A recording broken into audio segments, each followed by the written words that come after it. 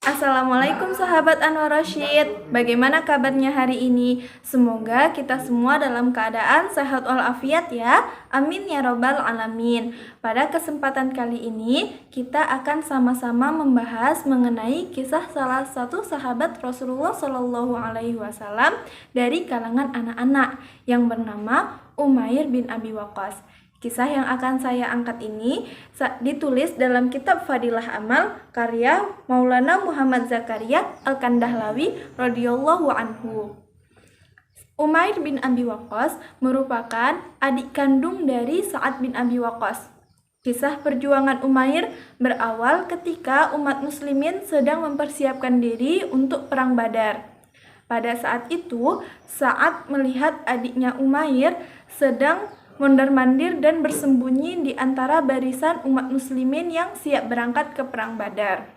Melihat tingkah laku adiknya yang mencurigakan, Sa'ad pun bertanya kepada adiknya, "Wahai Umair, kenapa dari tadi kamu bersembunyi dan mondar-mandir di antara pasukan umat muslimin?"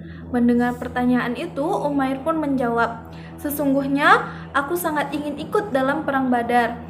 Namun, aku takut keberadaanku diketahui oleh Rasulullah dan beliau memulangkanku. Sedangkan aku memimpikan seandainya aku bisa mati dalam keadaan syahid dalam perang ini." Mendengar jawaban dari sang adik, Sa'ad pun tersentuh dan akhirnya mengizinkan Umair untuk ikut dalam perang Badar. Namun sayangnya, Rasulullah Shallallahu Alaihi Wasallam memeriksa kembali pasukan yang ikut dalam perang Badar. Dari sini, akhirnya Umair ketahuan dan disuruh pulang oleh Rasulullah. Namun, Umair terus memohon pada Rasulullah sambil menangis, sampai akhirnya Rasulullah pun ikut tersentuh dan mengizinkan Umair ikut. Bahkan, Rasulullah juga memberikan sebuah pedang kepada Umair yang akan digunakan Umair ketika berperang. Pedang yang diberikan Rasulullah Shallallahu Alaihi Wasallam pun oleh Umair digantungkan di lehernya. Dan dikisahkan ketika Umair berjalan maka pedang itu akan terseret karena panjang dari pedang itu lebih panjang daripada tinggi badan Umair itu sendiri. Nah, Umair pun berangkat ke perang Badar dengan perasaan sukacita karena sudah diizinkan Rasulullah.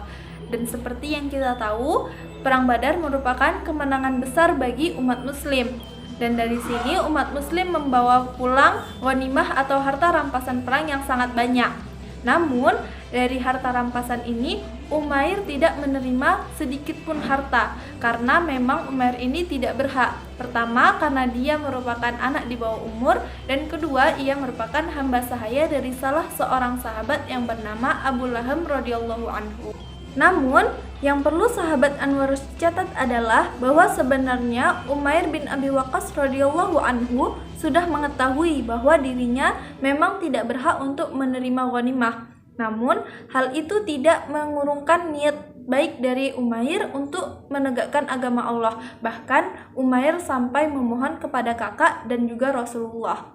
Nah, niat baik dari Umair ini diterima baik oleh Yang Maha Kuasa. Maka pada saat itu Umair bin Abi Waqqas ditakdirkan oleh Allah syahid bersama 14 sahabat Rasulullah Shallallahu Alaihi Wasallam yang lain.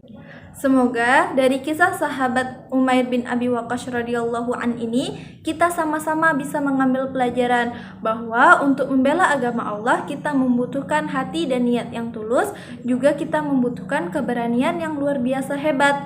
Dan satu lagi yang perlu dicatat sahabat Anwar Rashid semua, bahwa tidak sama syahid di zaman Rasulullah dan di zaman sekarang. Di zaman saat ini, untuk meladani kisah ini kita bisa lebih banyak menebarkan kebaikan. Semoga dengan banyak menebarkan kebaikan, kita bisa diberikan kesempatan yang sama untuk husnul khotimah seperti yang dianugerahi kepada sahabat Umair bin Abi Waqqas. Sekian yang dapat saya sampaikan, semoga bermanfaat. Wassalamualaikum warahmatullahi wabarakatuh.